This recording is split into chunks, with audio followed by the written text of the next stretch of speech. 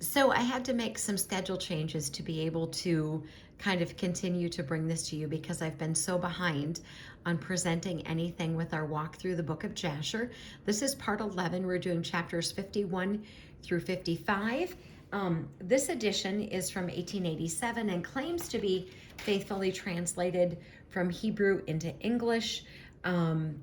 But scholars do say that this book of Jasher is not the same one referenced in Joshua 10:13 and 2 Samuel 1 verse 18. So if that is true, it has not survived, or we haven't found it yet. But where we left off, remember, Joseph had his army of 40,600 men, and he gave them all javelin, coats of mail, etc. So we see in chapter 50 at the beginning that the children of Tarshish came against the sons of Ishmael to make war on them. So Pharaoh sent Joseph and his army to fight with Ishmael, and they defeat the men of Tarshish.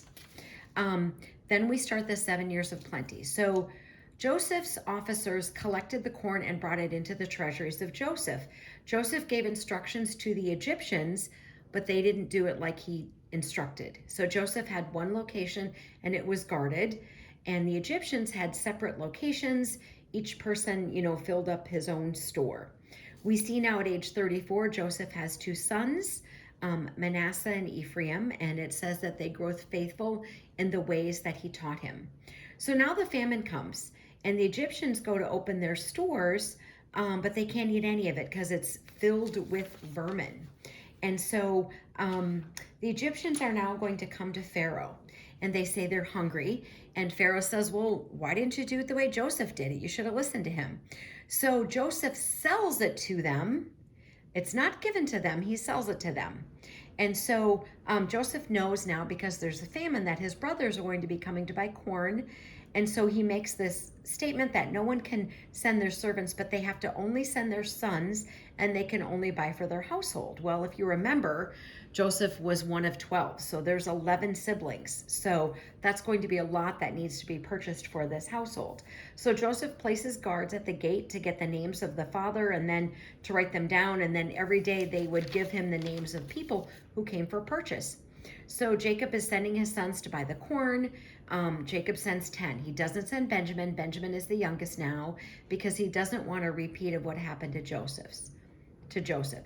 So the brothers, they know that he went to Egypt, so they have repented for what they did, and they plan to buy him. And if not, they're going to take him by force, or they plan to die trying. So each brother kind of goes into a different gate. Joseph sees them from the list. So now he closes all the gates except for one, so he can kind of get them in a central location.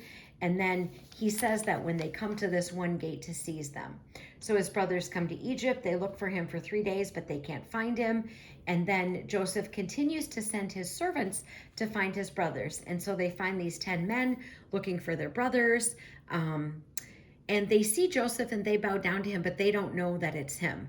And so we see at 51, actually through the end of 54, it's this conversation between Joseph and his brothers. Why are you here? Are you spies? Go get your youngest sibling. Simeon gets put in prison. The other brothers go to see Jacob, etc. And so there's this whole conversation to get to the point where Jacob will be able to come and to go and see Joseph's.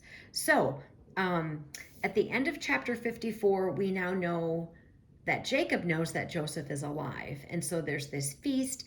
And then starting in chapter 55, Jacob goes to meet Joseph. Joseph gives him land and clothes, and he buys all the lands and the fields in Egypt for bread. He takes the gold and silver, the onyx and the stones, and he hides them. This is interesting. The wilderness by the Red Sea, by the river Perith, in the desert opposite Persia and the desert opposite Media. And they share with his family, and Joseph gives him gold and silver and everything in his father's household. We're almost out of time. It's interesting. I don't know if they've ever found this treasure. You have to wonder if maybe that's part of the issue with who wants the land. If there's somebody that has an idea where it is, was just a thought. I'm not saying it says that. Those are my thoughts. So where we pick up next time, we'll be continuing when we get to chapter 56. Armor up, we ride at dawn. May God bless you as always. Have a great day.